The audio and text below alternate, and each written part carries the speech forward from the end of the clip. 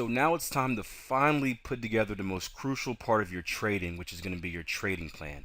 And you need to think of your trading plan as basically the mission of your trading business. It's going to include everything from psychology, philosophy, uh, trading rules, trading routine, and money management. Now, it's important to understand that as you continue your trading journey, you're going to make adjustments to your trading plan. You may find different ways to enter a pattern, take different targets, something like that. And every time you make a change, you need to correct that in your trading plan. You may evolve as a business where you get into teaching or maybe managing an account or managing money for others.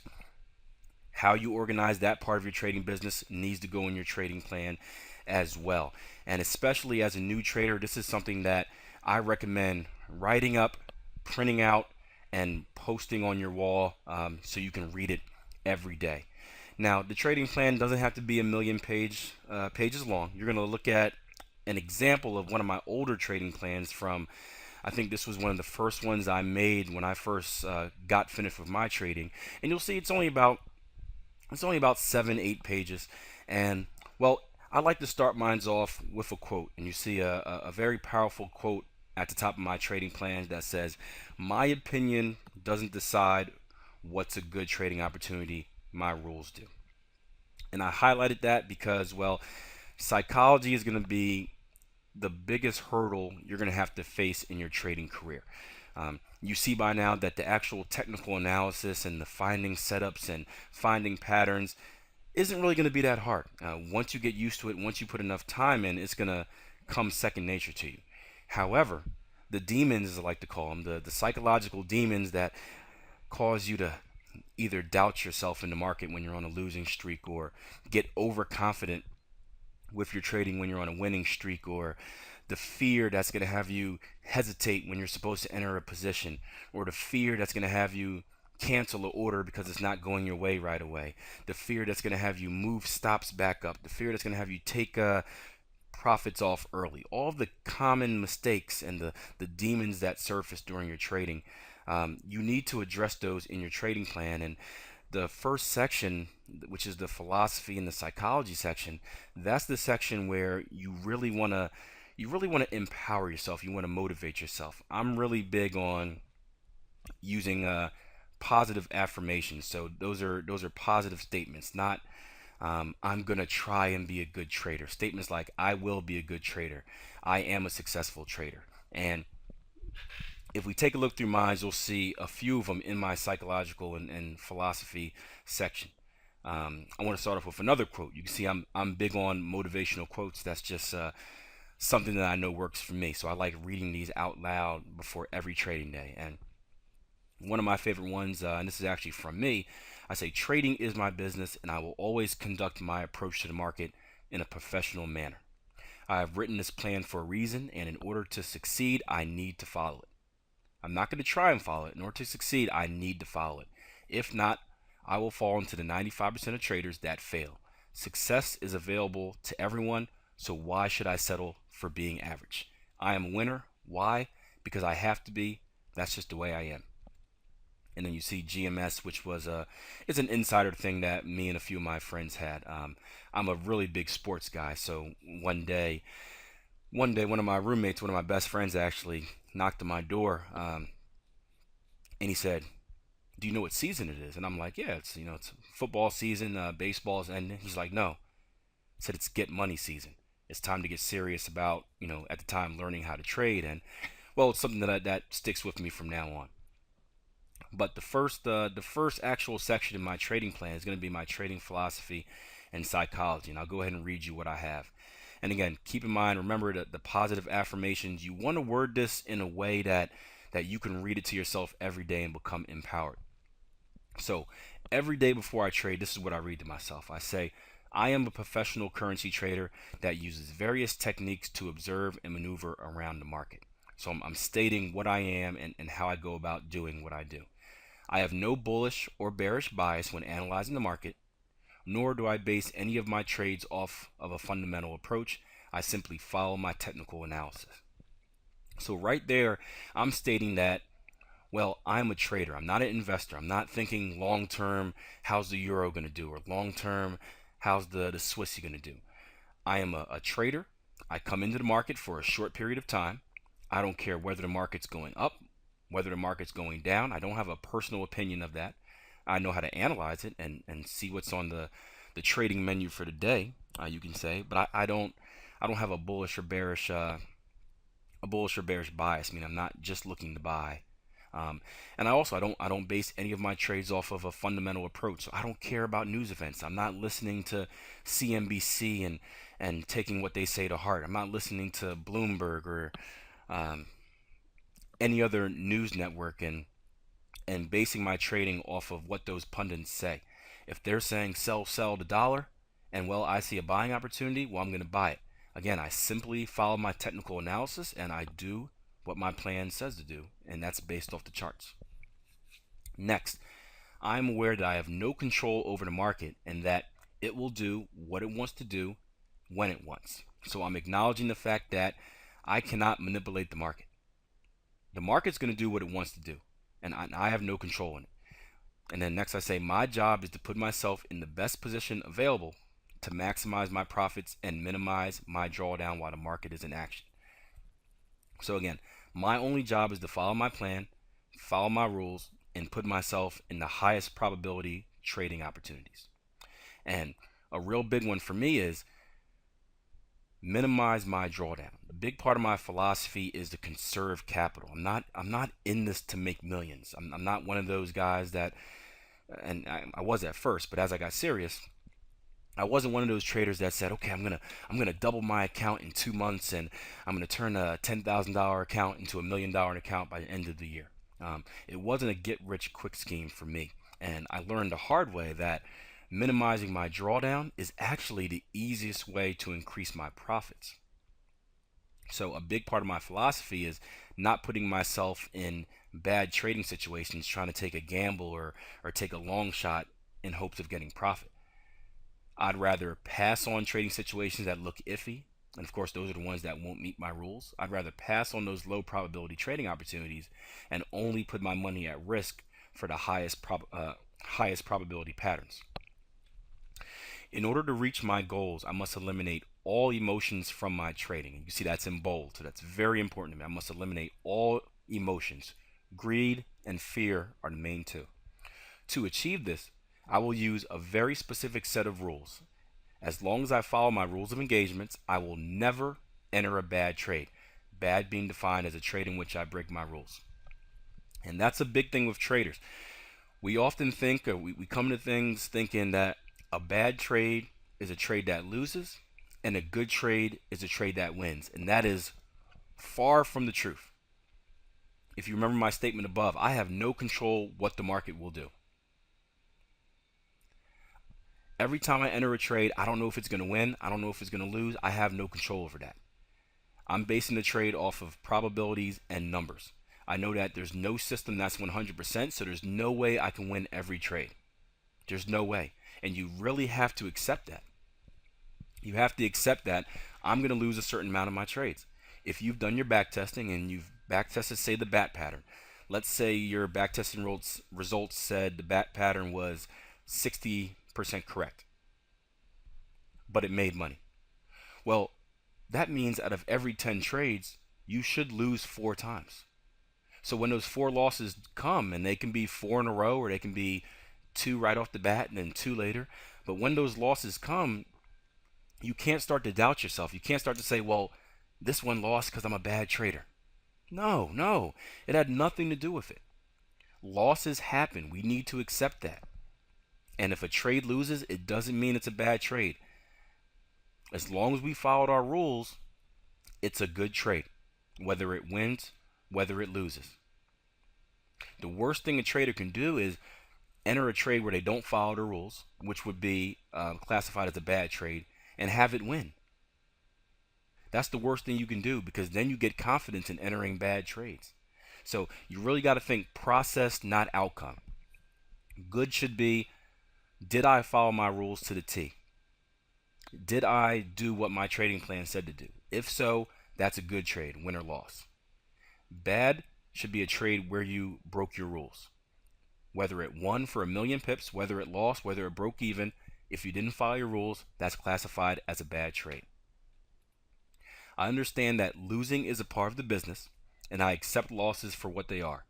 If I lose a trade, I know that it has nothing to do with my trading strategy or myself personally. Don't take losses personally. It's not you. It's part of the business.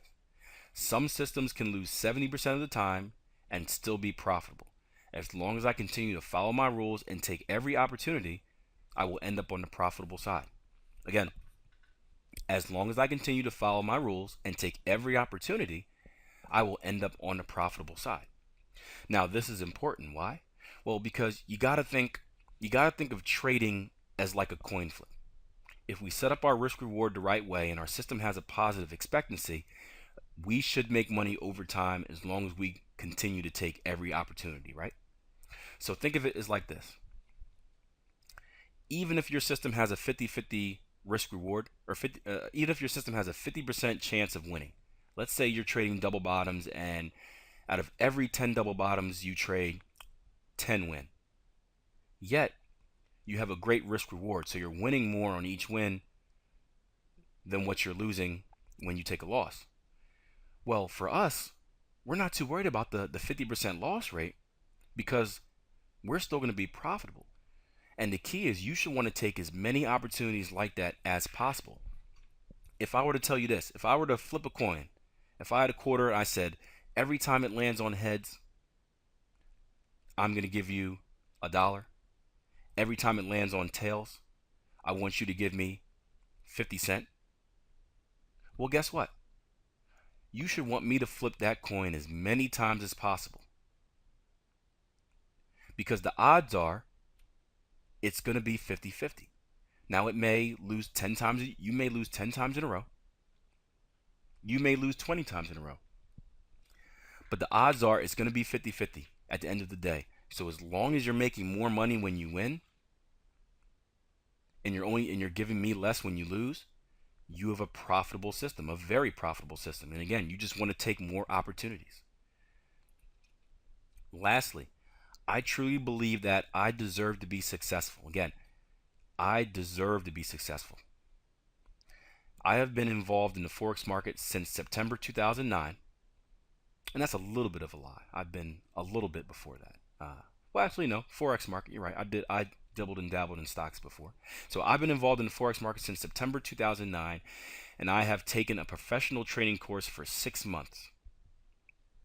With the experience, knowledge, hard work, and most importantly, discipline put into mastering my craft, I feel that I must be successful and that I deserve to be. This is important because this is the part that's really pumping me up. This is telling me that, you know what, I deserve to be good. I went through a training course. I learned everything I need to know about how to trade. There should be no doubt in my mind. I shouldn't enter the market scared. Oh, I'm a newbie. I don't want the market makers to get me. I don't want to be taken advantage of. No, I deserve to be here. I am good. It's no different than a professional athlete or someone giving a speech. You have to have confidence. I'm a former football player. Every time I stepped on the field, I believed I was the best player on the field. Because if you don't, how can you expect to perform to the best of your ability? If you ever gave a speech to someone, if you're a teacher, when teaching a subject or when giving a speech, you have to be confident with what you say. Because if you don't believe in yourself, how is your audience going to believe in you? So again, I truly believe that I deserve to be successful. I've been involved in the Forex market for this long. I've taken professional training, and with the experience, knowledge, hard work, and most importantly, discipline, I feel that I must be successful and that I deserve to be good. Lastly, why do I trade? Why am I doing this? What's the reason for me trading? I trade because it is a way for me to achieve financial freedom. Becoming a professional currency trader is the first step through the door of opportunities. If done correctly, I can use this skill of mine to open up my own business that trades and manages other people's money as well as my own. I also have a genuine interest and love for trading and investing. Seeing how it has been my lifelong goal to become an entrepreneur, I see becoming a professional currency trader as a way to do so while doing something I love at the same time. Now, this is important. What are your dreams? What's your long-term goals? Do you want to become an educator? Do you want to manage others' money? Do you just want to trade for yourself? What do you want to get out of trading? Why are you doing this every day? Why are you putting yourself through the pain of backtesting, the pain of learning all these strategies, the psychological hurdles that you're going to face for a good amount of time? What's the end goal? For me, it was financial freedom. I saw trading as a way that I don't have to be dependent on someone else to have a career. One of the reasons I got into trading was because I couldn't find a job. I graduated college at the same time as the economic collapse here in the United States, and well, there weren't any good jobs out there. I saw this as a way to make a path for myself. I also had a genuine interest for it. You know, I didn't just do this because I wanted to get rich quick. I actually loved the markets. I was involved in the stock market. I had a passion for that. So I figured this would work out perfectly. If done correctly, I can use this skill of mine to open up my own business. Again, trading is a skill. It's like riding a bike. Once you learn it, you can pick it up and take it wherever you want. And for me, one thing that's big for me is I don't have children yet. But one day if I have children, this is something I can teach them if they want to learn. This is a skill I can pass on. I can pass this on to my dad if hard times ever fall upon him. So I see this as something that can be passed down from generation to generation. And in worst case scenario, I know I can make money and not be dependent on anyone else. And then lastly, he said, my lifelong goal is to become an entrepreneur. This is a way to open up my own business. Now, however, although this is fun, I must always understand. I love trading to death. This is fun to me. I get joy. I get entertainment out of it. But at the end of the day, trading is my business, and I am in the business to make profit. Then lastly, another quote: I don't dream big, I think big and turn those thoughts into goals. I then turn those goals into achievements, and those achievements plant the seeds to my new thoughts. I believe that people only fail because they give up before they succeed. There's no telling where I can go with this business as long as I don't give up. So let's find out how far this path leads. And this was big for me because, again, as it said in the quote, I only believe that people fail because they quit before they have a chance to do well. In this business, this field, there's a very long learning curve for most people. You'll see some people out there that pick it up in months, but for most people, it's a struggle for 6 months, a year, 2 years. Some people even longer than that, depending on how soon they get the right training. But the key is you can't give up, because if you give up, you've lost. If you don't give up, well, you've just found ways to fail, and eventually you'll run out of ways to fail. A big thing of mine was that changed my trading around was eliminating mistakes. At one point in my trading, I started realizing that, well, it wasn't the patterns that were wrong. It wasn't my technical analysis skills. I was analyzing the charts the right way. I was finding the right areas. I was just making too many mistakes. And it wasn't until I decided to eliminate those mistakes one by one, it wasn't until then that my trading started to turn around. With that being said, if I would have just quit and failed, well, I would have gone broke. I'd be back cleaning toilets or whatnot. But I stuck with it, and eventually I found a way to succeed. So that's the psychology and philosophy point of your trading plan. As you can see, that is it's very powerful stuff. It's very powerful stuff, and I recommend printing this out, putting a few quotes up there, something that motivates you, and reading this every morning. It gets you pumped up. It gets you ready to go. And speaking of reading this every morning, Another thing you want to read is your trading rules. And these aren't going to be the specific rules of your patterns and whatnot. These are going to be more just the basic rules of your trading day. Meaning, I will always use my money management rules. This will allow me to have a smooth equity curve. So again, you can see how I word this is I give myself a rule, and then I ask my and I say what will I benefit from, or how will I benefit from following this rule. Next, I will always follow my rules of engagement. Why? This will stop me from making mistakes or becoming emotional. I will always know my entries, stops, and targets before I enter a trade. I don't have anything after that, but I would say that this will help me from blowing my account, and this will allow me to know my risk. If I miss an entry point, I will not chase the trade. I will just have to wait and see if the market allows me another opportunity to get in. This will help me from revenge trading or getting in a trade too late, being in a trade that I don't need to be in because of, again, emotions. I'm scared that the market's going to go without me. I will only trade when I am mentally sharp. This means that I am fully focused on the market and not rushed or sidetracked by other duties. And I've had numerous experiences where I've tried trading where I wasn't mentally sharp. It's important that you're in the right mindset before you go into trading. It's a tough field. There's a lot of stresses you're going to get in trading in general, and if you're bringing other stresses, other baggage to the charts with you, it's just going to make it harder. The best example I can give is this. I was on, not vacation, but I was on work out of town for a week or so.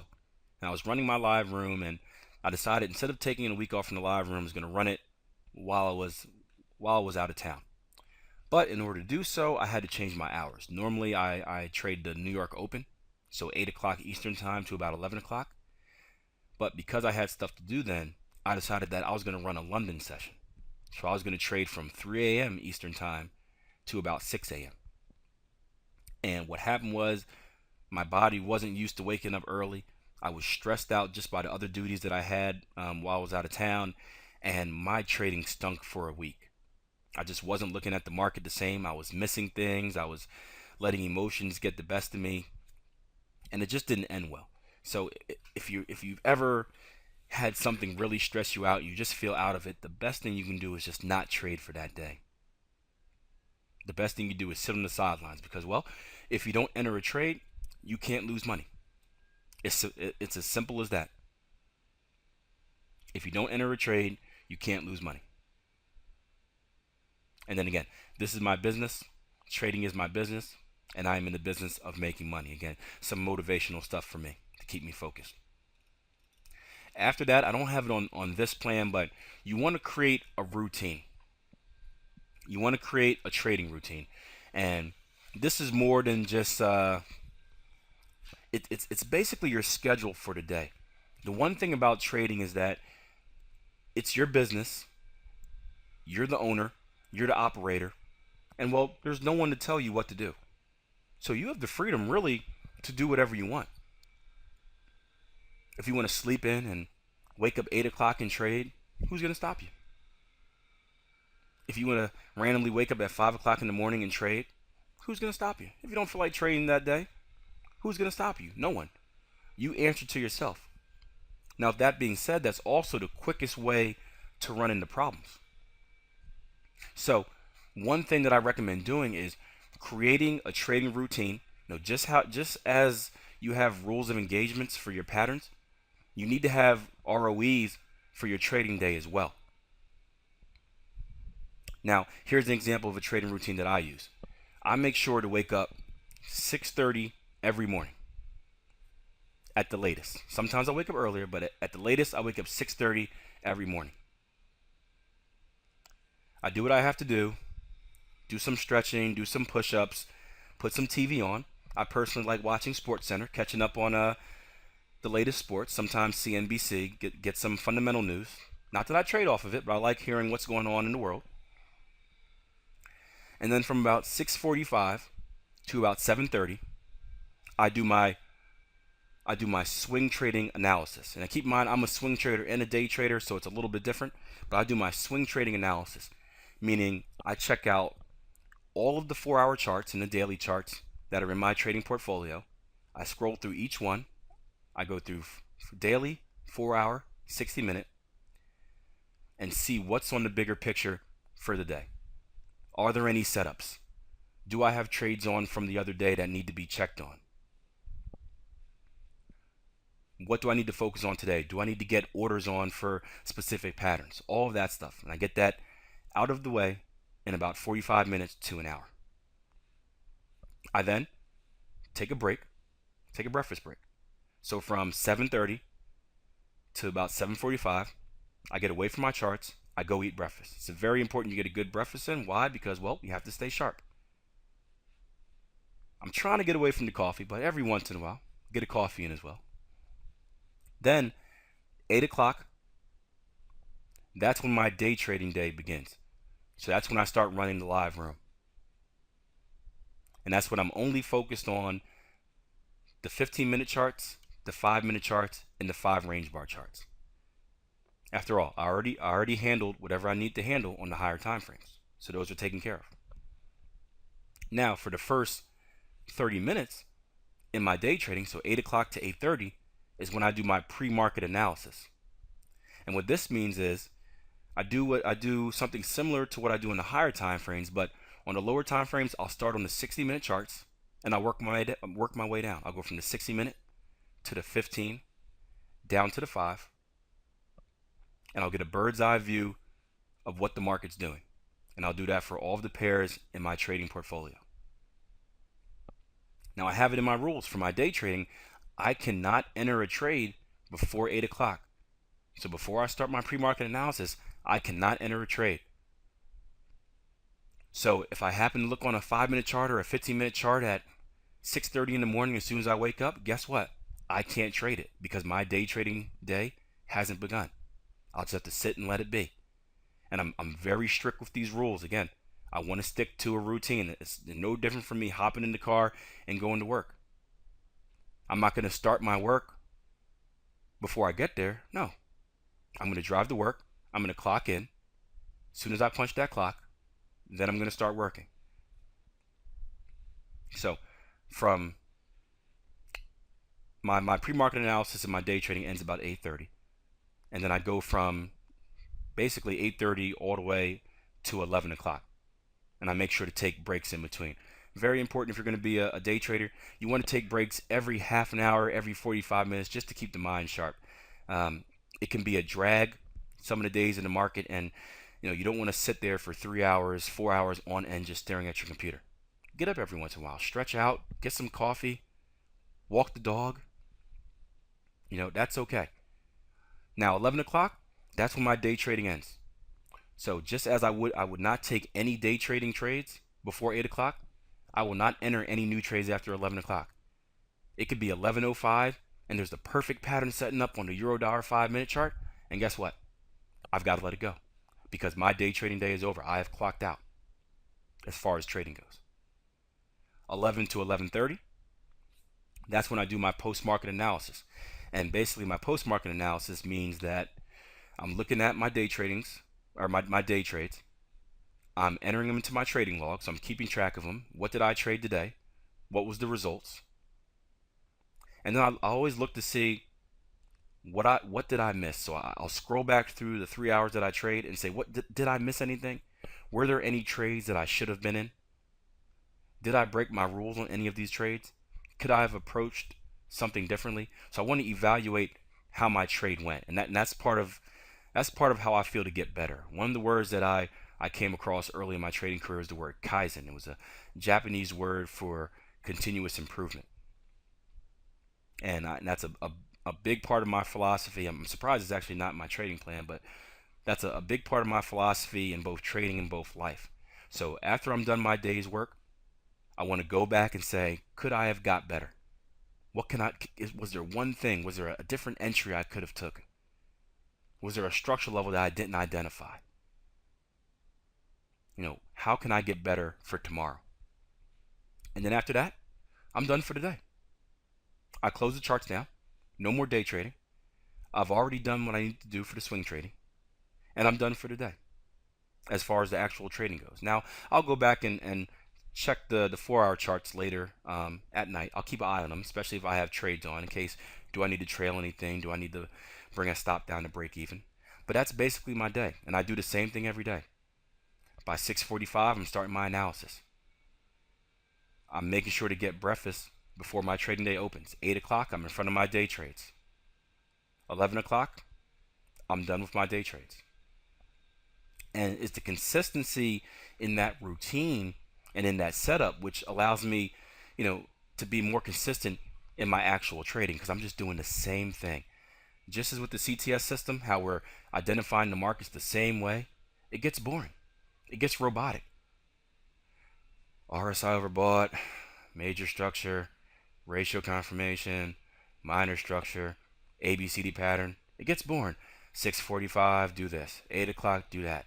But guess what? We're not traders to gain entertainment. We want to love what we do, but we're not in here to get a rush. It's not like gambling. And if we're boring, it means we're probably consistent. If we're consistent and we have a great strategy, then that means we're making money. If we're making money and we're consistent, then we're consistently making money, which makes us consistently profitable traders, which is the goal for everyone, or at least it should be the goal.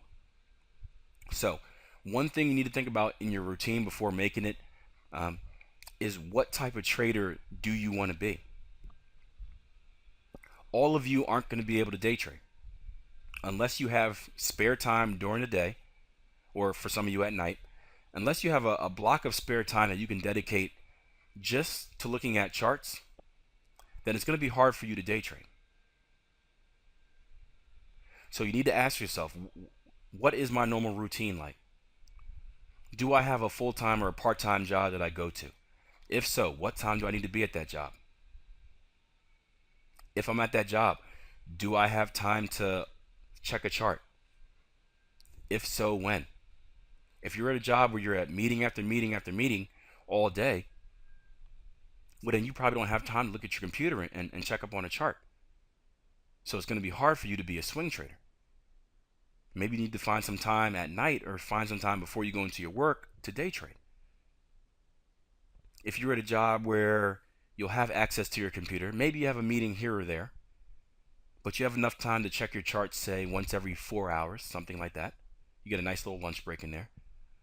Well, that's going to be easier for you to be a swing trader because you only have to check your 4-hour charts so many times during the day. If you did your analysis right in the morning, everything should be set up. Now you just have to manage it and keep an eye on price action. But ask yourself those questions. What is my daily routine now? Again, when do I wake up? When do I have to be at work? When I'm at work, do I have time to check my computer? If you have kids, when do I have to pick up the kids from school? When do I have to take them to school? We don't want to forget to cut out or to leave quality time as well. If you're married or have a girlfriend or have children or even just friends, we need to cut out that block of time so we're not trading all day. Am I giving myself time to spend with relationships? Spend with friends. That's very important. It's very easy for trading to take over your life, and it's not always a good thing when that happens. You become obsessed, and then eventually the stresses from trading boil over to the other factors of your life, and well, it's not always a good thing. So knowing your schedule is going to help dictate what type of trader you're allowed to be. Now, lastly, the actual trading stuff. We want to identify our trading technique. So you can see here's an older one. One of my trading techniques is the CTS, and I have it strictly for swing trading at the time. Rules of engagement: identify, predict, decide, execute, and a little note to myself: only take the best opportunities. So I have pairs I trade. This is probably horrible, all pairs, because there's 30 pairs out there. So out of pairs I've traded, and you want to write in what's your portfolio for this system. Is it 4 pairs, 6 pairs, 8 pairs? If so, what pairs are you allowed to trade? Euro dollar, pound dollar, Aussie, CAD, pound Aussie. Make sure you write that in. Trading hours, this is bad too. You can see this was way before I developed a routine. What are my trading hours? 3 to 6, 6 to 9. If it's all hours during the day, you can say all hours, but I make sure to check my charts every uh, 2 hours, every hour. And then what's your trading time frame? And here I have daily to 60 minute.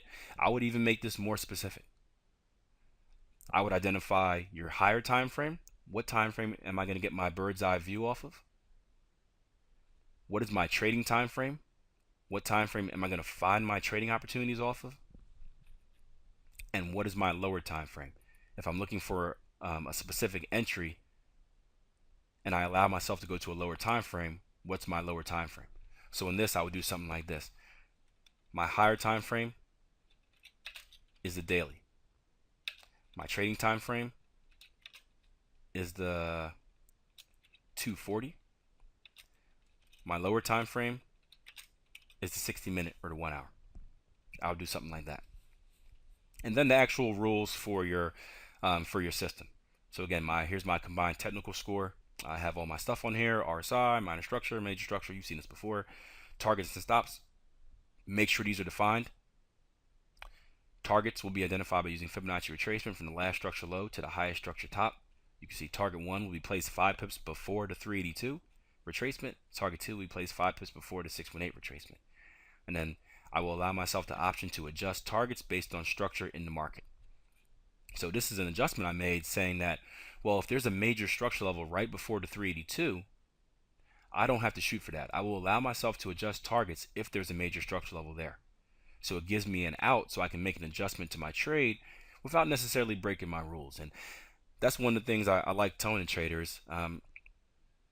If you want to add stuff, add it. As long as it's in your plan, it's not breaking your rules. As long as you're not breaking your rules, it's still a good trade. You can see here, once price action has made new structure, I can trail stops at the most recent structure by looking at lower time frames. So this is saying that once price action breaks a major structure level, so we get a new structure low for say, I can go down to a lower time frame and I can trail my stops based on structure. And then stops are either 1.5 ATR or 2 ATR of the most recent structure low, or 0.5 times reward. So half the my risk is half the amount I'm willing to gain. Structure will ultimately depend on where stops are placed, but take the best opportunity.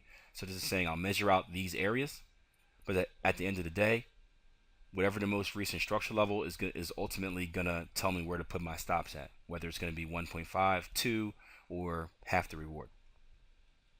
And then once target 1 is obtained, stops will be adjusted and moved to break even or above/below most recent structure. And you can see I have my rules. What is a double top? What is a double bottom? Basically, what you guys learned in the first half of our training, you can now take those rules and just put them in writing if you don't have them already in writing, or just put them into the plan, whatever your rules for trading are. What makes it a valid double top or double bottom? You know, here was a mechanical system I traded at the time, Big Mo. You can see pairs I trade. Only traded 2 pairs. Trading hours, 8 o'clock to 12 o'clock. Trading time frame, 120-minute chart, and then what indicators did I use on that chart. And you can see my strict rules. What did I look for?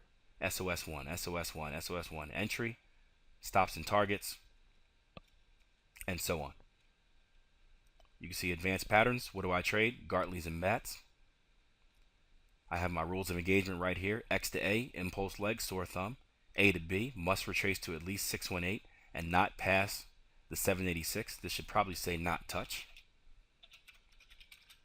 And again, this is an older plan, but BC, each leg has a specific condition, and it's written right here, so I can refer to my rules while I'm in the market. I'm not sure if this is a Gartley. What do I need on my X to A leg? All right, I've got that. My A to B. It says I need a 618 and not touch the 786. Well, let me check price action. Well, it looks like price action touched the 786. Okay, well maybe that's not going to be a Gartley then. So it's going to allow me to have confirmation of what I'm trading. Then entries, stops, targets, all the fun stuff, bat pattern, stops, targets, and whatnot. Now, the only thing you may want to add to your trading plan at the very end is going to be your money management strategy, your money management technique. Now, that's something we'll go over in the next section, but that can definitely be at the bottom, so you make sure that you're growing your account the right way.